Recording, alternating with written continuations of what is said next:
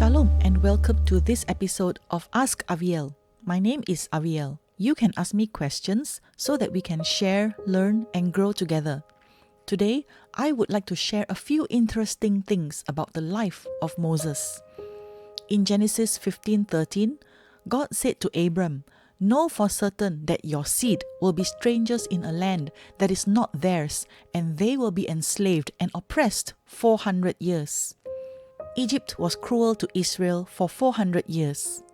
They were living in a place far from home where the people all around were cruel to their ancestors and to them for 400 years.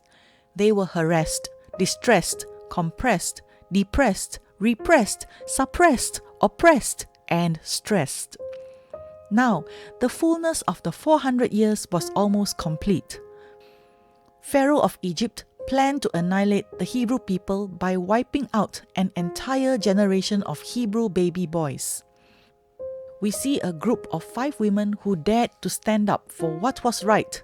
They stood up in rebellious defiance to Pharaoh of Egypt for his wicked schemes. 2 midwives feared God. They did not kill the newborn baby boys of the Hebrew people as the king of Egypt had commanded them. They refused to commit murder, but they let the baby boys live. Here is where our story picks up. After realizing that his original plan had failed, Pharaoh charged all his people saying, "You are to cast every son that is born into the river, but let every daughter live." Why did Pharaoh make the command to cast every baby boy into the Nile River? One point of view was that this act was to offer the boys to the Nile River god. It says in scripture that Bnei Israel were fruitful, increased abundantly, multiplied and grew extremely numerous, so the land was filled with them. Another point of view was so that there would be no need to have burials for these babies. It would not be necessary to mummify or embalm the bodies or find burial sites to bury these babies in the ground or in caves. Yet, another point of view was so that there would be no proof of this cruel deed. It was a convenient way to hide and conceal evidence of such a wicked action. Anyone could do it, and there would be no physical reminder to haunt their conscience. However, in the first plague, God struck the water of the Nile, turning it into blood. We remember in Genesis 4:10 when God told Cain that his brother Abel's blood was crying out from the ground to the Lord for justice. Every baby boy cast into the Nile River was remembered as Egypt was forced to confront the exposed crimes of killing those babies when the Nile River turned to blood. Jochebed, the mother of Moses, defied Pharaoh by preserving her own baby boy. She took a basket of papyrus reeds, coated it with tar and pitch, put Moses inside and laid it in the reeds by the bank of the Nile. Miriam, the sister of Moses, defied Pharaoh. She was brave and courageous. She showed her loyalty to her baby brother by standing guard at a distance to see what would happen to him. Pharaoh's daughter also defied Pharaoh by taking Moses to be her son. Perhaps she did not agree with the decree.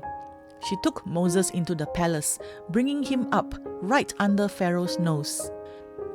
There is another theme of secrecy going on in this story. Perhaps the 2 midwives shared a secret. Perhaps the 2 midwives did not openly rebel against Pharaoh, but they said that the Hebrew women were not like Egyptian women. Hebrew women gave birth quickly before the midwife could come to them. Perhaps this was the truth. Perhaps this was a pact between the 2 midwives to give Pharaoh the same reason so that when they were called upon to give an account, the report would be identical. Jochebed carried out her intentions secretly. Scripture does not mention if any of her neighbors knew of the plan to hide baby Moses in a basket floating on the Nile River. Perhaps no one knew of this act other than her immediate family. Miriam secretly followed along and quietly looked from a distance. Perhaps Miriam did not tell Pharaoh's daughter about her own relationship to the baby. Perhaps she did not reveal Jochebed's relationship to baby Moses. Perhaps when Miriam offered to call a nurse from the Hebrews to nurse the child, Pharaoh's daughter did not know that Miriam had secretly presented Moses' own mother, Jochebed, to nurse the baby for paid hire. Perhaps Pharaoh's daughter also had her own secrets. Perhaps she did not reveal to her father that Moses came from the Hebrew people. There was a chain of secrets going on, each secret linking on to another one. Moses' life was heavily related to water. The Hebrew word for waters is mayim. Moses was placed in the river Nile when he was about 3 months old. Even at a young age, he was completely surrounded by water. Moses floated above the waters that were meant for his death. And Moses was alive because he was above the water. When he fled to Midian, Moses sat down by a well of water. He bravely stood up to be a hero, helping the 7 daughters of Jethro to water their flock when shepherds came and drove them away. One of the girls, Zipporah, whom Moses met by the well of water, became his wife. Moses came back to Egypt and stood by the bank of the Nile, ready to meet Pharaoh as he was coming out to the water. As Moses and Aaron carried out God's command, the waters of Egypt, their rivers, their streams, their pools, and all their ponds became blood. There was blood throughout all the land of Egypt, even in wooden and stone containers. Moses was instrumental in parting the waters at the Sea of Reeds. Moses lifted up his staff and stretched out his hand over the sea.